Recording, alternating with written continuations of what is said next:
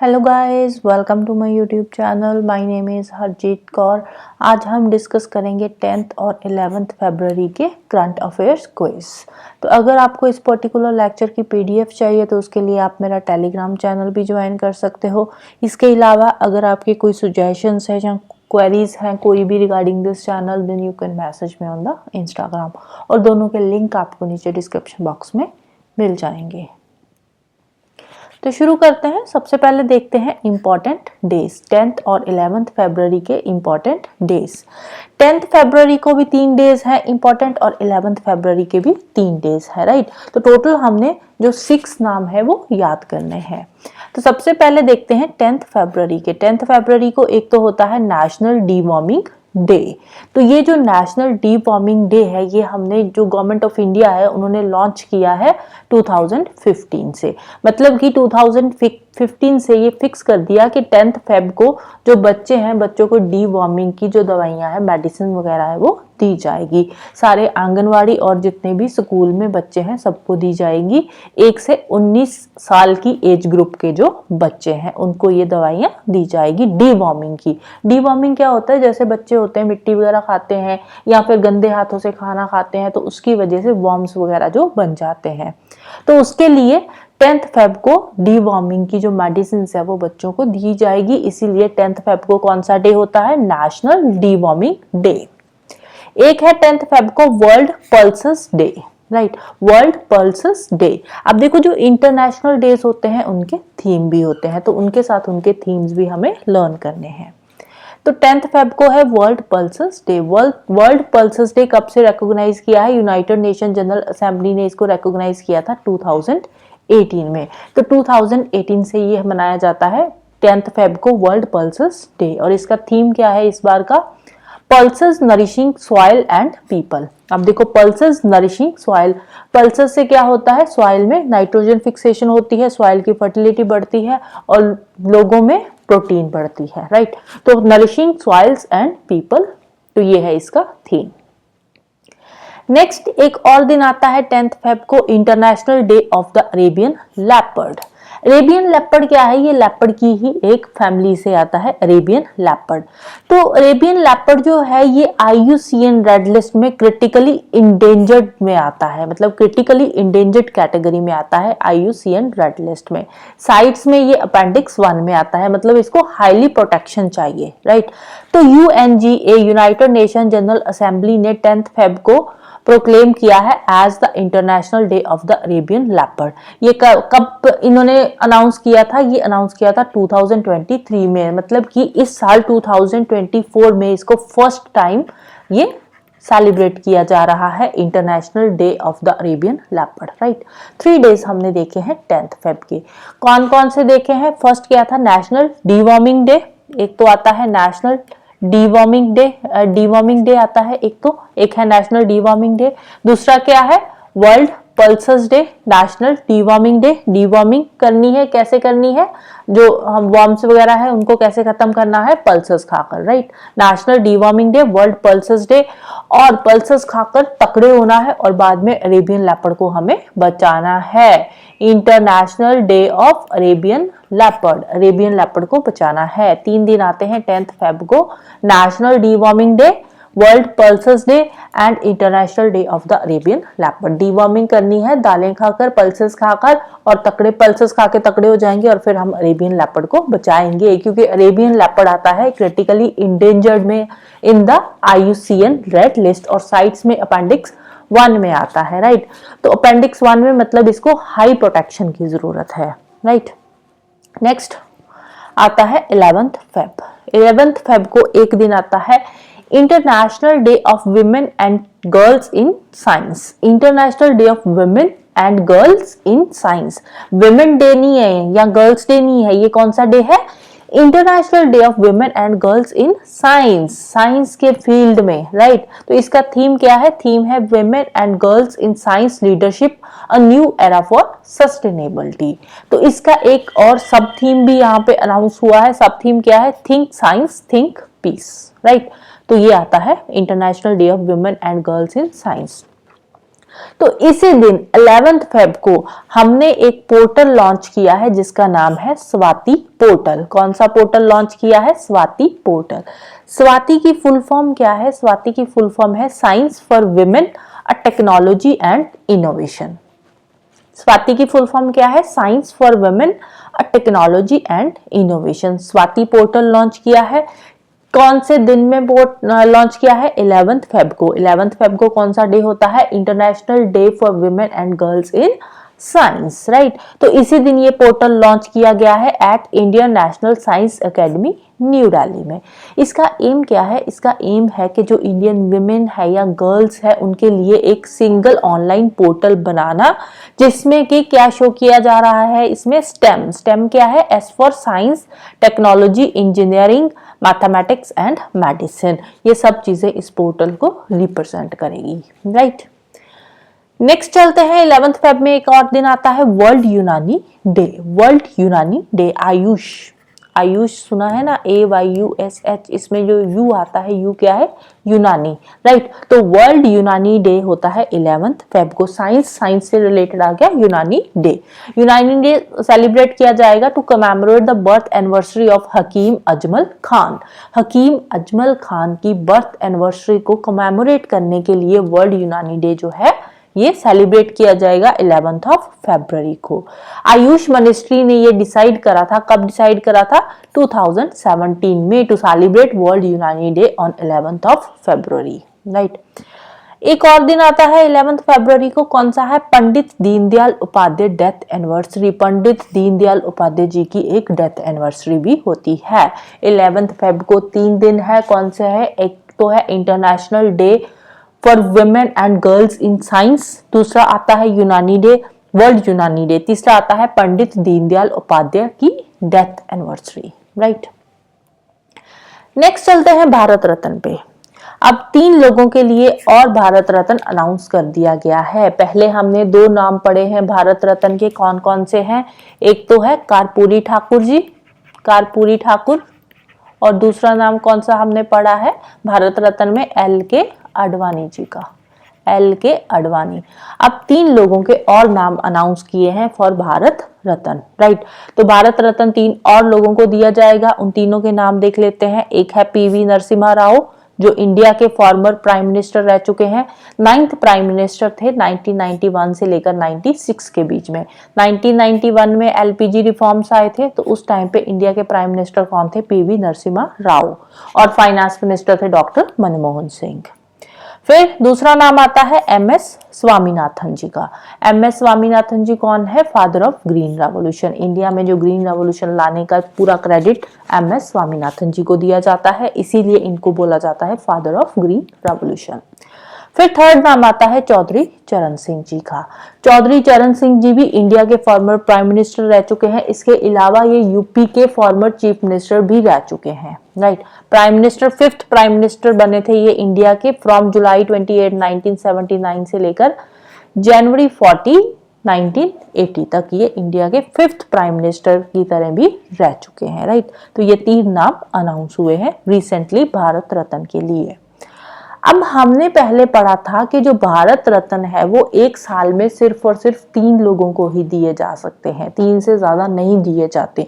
लेकिन इस साल 2024 में कितने लोगों को अनाउंस कर दिए? अभी तक 5 नाम अनाउंस कर दिए। 5 लोगों को भारत रत्न जो है वो दिए जा रहे हैं, दिए जा चुके हैं, राइट। 5 लोगों के नाम है। तो ये 5 क्यों दिए जा रहे हैं? क्योंकि ये एक्सेप्शन है, एक्सेप्शन है। इस बार 5 भारत रत्न दिए जा रहे हैं। तो एक क्वेश्चन ये भी बन सकता है एग्जाम में कि कौन से साल में सबसे ज्यादा भारत रत्न अवार्ड्स जो है वो दिए गए हैं, तो वो आंसर आ जाएगा 2024। इससे पहले 1999 में भी 4 भारत रत्न एक साल में दिए जा चुके हैं। अदरवाइज 3 ही होते हैं। तो 2 एक्सेप्शन है। एक तो 1999 की है, उस साल 4 दिए गए थे भारत रत्न, और दूसरी आती है 2024 की। इस साल 5 भारत रत्न जो है वो अनाउंस हो चुके हैं, राइट। नेक्स्ट चलते हैं फर्स्ट क्वेश्चन पे आज का। Fourth Khelo India university games 2023 held in. अब देखो, जब से 2024 शुरू हुआ है, एक तो भारत रत्न की न्यूज आती रहती है, दूसरी खेलो इंडिया की। अब पहले हमने पढ़ी थी कौन सी, खेलो इंडिया यूथ गेम्स, फिर आई खेलो इंडिया विंटर गेम्स, अब नाम आया है खेलो इंडिया यूनिवर्सिटी गेम्स। बार बार खेलो इंडिया की ही जो गेम्स है होती रहती है। तो खेलो इंडिया की टोटल 3 गेम्स है। कौन कौन सी, एक तो है खेलो इंडिया यूथ गेम्स, राइट, खेलो इंडिया यूथ गेम्स। दूसरी है खेलो India winter games.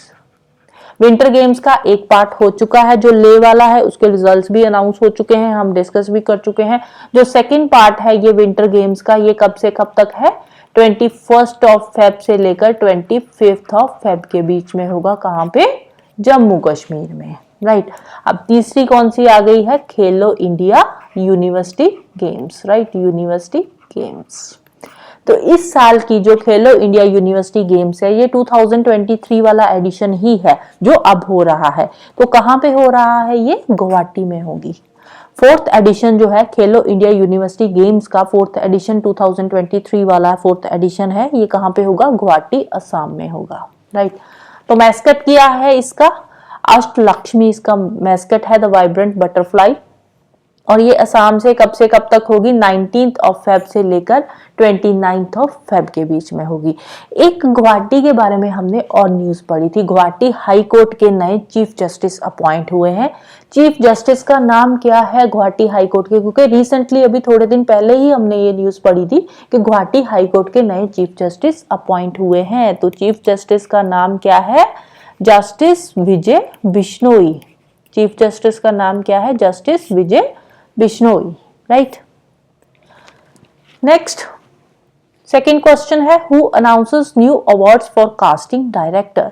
Casting director की कैटेगरी का एक नया अवार्ड ऐड किया जा रहा है। कौन से अवार्ड्स में, ऑस्कर अवार्ड्स में। लेकिन ये जो कास्टिंग डायरेक्टर की कैटेगरी में अवार्ड दिया जाएगा, ये दिया जाएगा 2026 से, राइट। कब से दिया जाएगा, 2026 से दिया जाएगा। जो 2025 की जो भी ये परफॉर्मेंस रहेगी उसके बेसिस पे 2026 में ये कास्टिंग डायरेक्टर का अवार्ड ऑस्कर में नया ऐड किया जाएगा, राइट। नेक्स्ट है, according to TomTom traffic index 2023 which of the following 2 cities are among the worst cities for traffic. TomTom traffic index आया है, टॉमटॉम ट्रैफिक इंडेक्स 2023 का अभी रिसेंटली रिलीज हुआ है, जिसमें जो हमारी इंडिया की 2 सिटीज है जो टॉप 10 वर्स्ट सिटीज में आई है फॉर ट्रैफिक। तो वो कौन सी 2 सिटीज है, तो वो है, एक है बेंगलुरु और दूसरी है पुणे। ये टॉप 10 में आई है किसमें, वर्स्ट सिटीज फॉर ट्रैफिक, मतलब सबसे ज्यादा ट्रैफिक होता है यहाँ पे, राइट। तो रैंकिंग क्या है, बेंगलुरु की रैंकिंग है 6th और पुणे की रैंकिंग है 7th। और ये रैंकिंग किस बेसिस पे है, ये बेसिस पे है in the terms of average travel time पर 10 किलोमीटर। 10 किलोमीटर का डिस्टेंस ट्रैवल करने के लिए एवरेज कितना टाइम लग रहा है। तो ये बेंगलुरु 6th पे आई है और पुणे आई है 7th पे। और सबसे स्लोएस्ट ट्रैफिक जो है 2023 में वो कौन सी सिटी का है, वो है लंदन का, सबसे स्लोएस्ट जो ट्रैफिक है। और ये जो रिपोर्ट बनाई गई है इसमें टोटल 387 सिटीज इंक्लूड करी गई है इन 55 कंट्रीज। 55 कंट्रीज में से 384 सिटीज को की ये रिपोर्ट तैयार करी गई है, जिसमें इंडिया की 2 सिटीज आती है स्लोएस्ट ट्रैफिक में टॉप 10 में, राइट। तो बेंगलुरु का 6th रैंक है और पुणे का 7th रैंक है। और 2022 की जो रैंकिंग थी उसमें बेंगलुरु का रैंक था 2nd। तो अभी बेंगलुरु ने अपना रैंक थोड़ा सा इंप्रूव किया है, इंप्रूव करके 6th रैंक पे पहुंच गया है, राइट। नेक्स्ट क्वेश्चन है, पीएम मत्स्य किसान समृद्धि योजना इज रिलेटेड टू।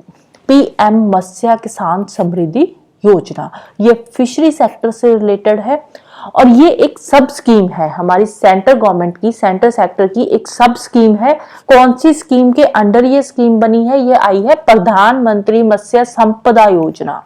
प्रधानमंत्री मत्स्य संपदा योजना के अंडर ये सब स्कीम बनाई गई है। और जो प्रधानमंत्री मत्स्य संपदा योजना है ये कब लॉन्च हुई थी, ये लॉन्च हुई थी 10 सितंबर 2022 को। और इसी के अंडर एक सब स्कीम अभी लॉन्च करी गई है जिसका नाम है प्रधानमंत्री किसान समृद्धि योजना, राइट। तो ये फिशरी सेक्टर से रिलेटेड है। फिशरी सेक्टर में जो माइक्रो एंड स्मॉल एंटरप्राइजेस है उनको सपोर्ट करने से ये रिलेटेड है स्कीम। इसमें टोटल 6000 करोड़ की इन्वेस्टमेंट करी जाएगी आने वाले 4 सालों में, 2023-4 से लेकर 2026-7 तक, राइट। नेक्स्ट चलते हैं, क्वेश्चन नंबर 5 है, who collaborate with munitions India to develop India's first indigenously designed 155 mm smart ammunition. Munition India के साथ किसने कोलैबोरेट करके ये जो है स्मार्ट एम्यूनिशन तैयार किया है। एम्यूनिशन क्या होता है? एम्यूनिशन होता है जो गोला बारूद वगैरह होता है, आर्मी में जो यूज होता है गोला बारूद, उसको बोलते हैं एम्यूनिशन। तो आईआईटी मद्रास के साथ मिलकर म्यूनिशन इंडिया आईआईटी मद्रास के साथ मिलकर इन्होंने ये डिजाइन करा है स्मार्ट एम्यूनिशन, राइट। तो IIT Madras has partnered with the munitions India limited. इसका गोल क्या है? इसका गोल है to achieve a circular error portable of 10 metre. अब इसमें जो एरर की प्रोबेबिलिटी होगी ना, एरर की प्रोबेबिलिटी 10 मीटर तक की होगी, जबकि जो पहले हम यूज करते थे सर्कुलर एरर प्रोबेबल, उसकी जो एरर की प्रोबेबिलिटी थी 500 मीटर की होती थी, राइट। अब यहाँ पे एरर की प्रोबेबिलिटी 500 मीटर से कम होकर 10 मीटर की रह जाएगी। जैसे वो तीर अंदाजी करते हैं ना, ये बुलजाई होता है, तो इसके आगे आगे कि कहाँ पे जाकर ये निशाना लगता है, यहाँ तक जाता है या यहाँ तक जाएगा या यहाँ तक जाएगा, तो उस अकॉर्डिंग इसका जो एरर की प्रोबेबिलिटी है पहले कितनी थी? पहले जैसे ये 500 मीटर की थी, तो अब कितनी रह गई है? अब रह गई है ये 10 मीटर की ही, राइट। अब जो एरर की प्रोबेबिलिटी है वो 10 मीटर की रह जाएगी, और इसकी जो मिनिमम रेंज है वो है 8 किलोमीटर की और मैक्सिमम रेंज है 38 किलोमीटर की। Got it? नेक्स्ट है, Tata trust to open India's first state of the art small animal hospital. Tata trust small animal hospital open करने जा रहा है, जो इंडिया का first state of the art small animal hospital है। तो कहाँ पे ये जो हॉस्पिटल है ओपन होगा? ये ओपन होने जा रहा है मुंबई में, राइट। तो मुंबई में मार्च में ये इनॉग्रेट होगा, मार्च 2024 में इनॉग्रेट होगा। तो अगर हम टोटल नंबर ऑफ पेट्स की बात करें इंडिया में, तो इंडिया में जो एस्टिमेटेड नंबर ऑफ पेट्स है वो है 32 मिलियन, जो हम घरों में पेट रखते हैं, जैसे डॉग वगैरह, कैट्स हो गए। तो ये है जो नंबर ऑफ पेट्स है वो। अब ये जो पेट्स है ना, ये ग्रो कर रहे हैं, 12% से भी ज्यादा एक साल में ये पेट्स जो है, नंबर ऑफ पेट्स ग्रो हो रहे हैं। तो WHO की एक रिपोर्ट आई थी जिसके अकॉर्डिंग इंडिया में जो रेबीज की डेथ्स होती है वो 36% जो डेथ्स होती है वो रेबीज की वजह से होती है। रेबीज में भी जो सोर्स है वो क्या है? डॉग्स है। मतलब कि डॉग्स को प्रॉपर वैक्सीनेशन नहीं दी जाती, जिसकी वजह से अगर पेट डॉग थोड़ा सा काट लेता है तो उससे रेबीज हो जाती है, जिसकी वजह से जो पर्सन है उसकी डेथ हो जाती है। तो 36% जो डेथ्स है ना वो रेबीज की वजह से होती है, right. Next, who discovered super earth with habitable zone. Super अर्थ अभी डिस्कवर हुई है। सुपर अर्थ क्या है? सुपर अर्थ है कि एक ऐसा प्लैनेट डिस्कवर हुआ है जो अर्थ जैसा ही हैबिटेबल है, मतलब वहां पे रहना पॉसिबल है। अभी उसकी डिस्कवरी चल रही है, मतलब वहां पे जो वाटर है वो सेम जैसे अर्थ पे वाटर है उसी फॉर्म में वाटर है वहां पे, और वहां पे हो सकता है कि हम जैसे इंसान भी रहते हो, हमारी तरह वो काम करते हो, हमारी तरह ही वहां पे रहते हो। तो ये डिस्कवरी करी गई है, आगे की डिस्कवरी अभी हो रही है। तो ये डिस्कवरी किसने करी है? सुपर अर्थ की ये डिस्कवरी करी है नासा ने। अब ये है सुपर अर्थ। तो ये एक अपने जो सैटेलाइट है इसका भी जैसे अर्थ सन के आसपास घूम रही है, तो वैसे ही ये भी जो सुपर अर्थ है ये भी एक स्टार के आसपास घूम रही है। जैसे अर्थ सन के आसपास घूम रही है ना, वैसे ही ये जो सुपर अर्थ है, ये जो सुपर अर्थ है ये भी अपने स्टार के आसपास घूम रही है। ये इसका स्टार है जिससे इसको एनर्जी मिलती है, तो उसके आसपास ये घूम रही है। और इसका जो डिस्टेंस है वो भी बिल्कुल ठीक है, मतलब ना तो बहुत पास है अपने स्टार के कि वहां पे बहुत ज्यादा ठंड, बहुत ज्यादा गर्मी हो, बहुत हॉट हो जाए, ना ही ये इतना इससे दूर है कि वहां पे बहुत ज्यादा ठंडी हो जाए, बहुत ही कोल्ड कंडीशंस बन जाए, राइट। तो इसका जो डिस्टेंस है अपने स्टार से वो बिल्कुल फिट है जैसे कि अर्थ और सन का डिस्टेंस है, राइट। ना तो ये बहुत ही ज्यादा क्लोज है, ना ही बहुत ज्यादा दूर है उससे। तो इसको किसने डिस्कवर करा है? नासा के ट्रांजिशन एक्सोप्लैनेट सर्वे सैटेलाइट ने स्पॉट करा है सुपर अर्थ को। ये एक्सोप्लैनेट है। एक्सोप्लैनेट मतलब ये हमारे सोलर सिस्टम के अंदर नहीं है, हमारे सोलर सिस्टम के बाहर है।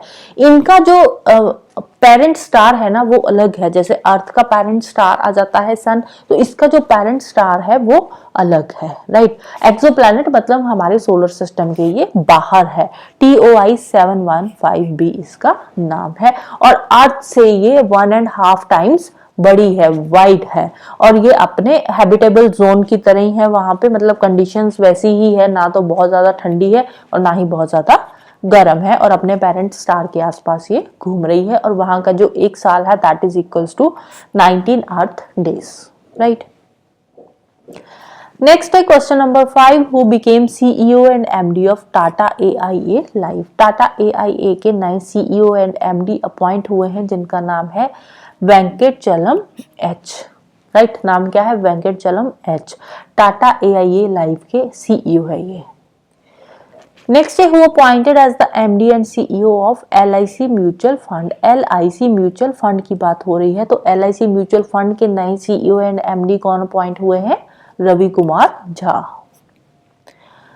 नेक्स्ट है who sworn in as the new chief justice of Meghalaya high court. Meghalaya high court के भी नए चीफ जस्टिस अपॉइंट हुए हैं जिनका नाम है justice S Vaidyanath. Meghalaya high court के हैं justice S Vaidyanath, right. Meghalaya में जस्टिस S वैद्यनाथ नए चीफ जस्टिस अपॉइंट हुए हैं, राइट। तो अभी हमने गुवाहाटी हाई कोर्ट के चीफ जस्टिस का नाम पढ़ा था, विजय बिश्नोई, पढ़ा नहीं था, वैसे ही रिवाइज किया था। तो विजय बिश्नोई, इसके अलावा ये नीचे नाम दे रखे हैं कुछ और चीफ जस्टिस के। अरुण बंसाली, ये कहाँ के हैं? ये इलाहाबाद हाई कोर्ट के चीफ जस्टिस है, इलाहाबाद हाई कोर्ट के चीफ जस्टिस है। और मनिंदर मोहन श्रीवास्तव, ये कहाँ के चीफ जस्टिस है? ये राजस्थान हाई कोर्ट के चीफ जस्टिस है। और चंद्रधारी शरण सिंह, ये कौन सी स्टेट के चीफ जस्टिस है? ये है ओडिशा हाई कोर्ट के, राइट। ये ओडिशा के चीफ जस्टिस है, ओके।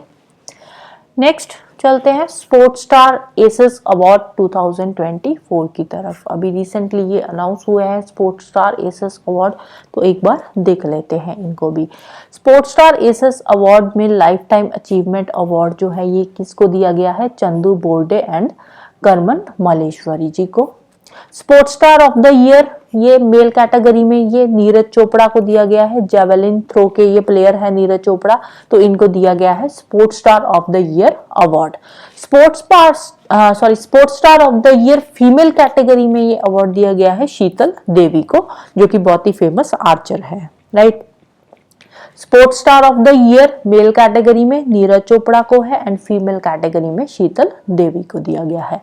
नेक्स्ट है coach of the year award, ये राहुल द्रविड़ को दिया गया है। And sportsman of the year individual category में ये अवार्ड दिया गया है सात्विक सराज रानकीरेड्डी चिराग शेट्टी को, राइट। बैडमिंटन के हैं ये। नेक्स्ट है sports women of the years, वो कौन सा था? Sports man of the year, ये है sports women of the year individual category में। ये किसको दिया गया है? रमेश बाबू वैशाली ग्रैंड मास्टर में है। सिफत कौर समरा ये शूटर की कैटेगरी में है। Sportsman of the year para sports में ये किसको दिया गया है? सुमित अंतिल को, जावलिन के प्लेयर है। Sportsman of the year para sports ये है, ये दोबारा से यहाँ पे लाइन जो है रिपीट हो गई है, राइट। ये स्पोर्ट्स वुमेन हो गया और ये है स्पोर्ट्स मैन, राइट। तो नेक्स्ट है aces of the aces award, ये रोहन बपाना को दिया गया है और इंटरनेशनल आइकन का अवार्ड दिया गया है मुतिया मुरलीधरन जी को, राइट। इंटरनेशनल आइकन का मुतिया मुरलीधरन जी को दिया गया है। नेक्स्ट है best university for the promotion of sport. Best university जो कि स्पोर्ट्स को सबसे ज्यादा प्रमोट कर रही है, वो कौन सी यूनिवर्सिटी को दिया गया है? SRM institute of science and technology Tamil Nadu. Best corporate for the promotion of sport, ये टाटा स्टील लिमिटेड को दिया गया है। बेस्ट PSU का award for the promotion of sport, ये NTPC लिमिटेड को दिया गया है। एंड बेस्ट स्टेट का award for the promotion of sport, ये तमिलनाडु को दिया गया है। राइट।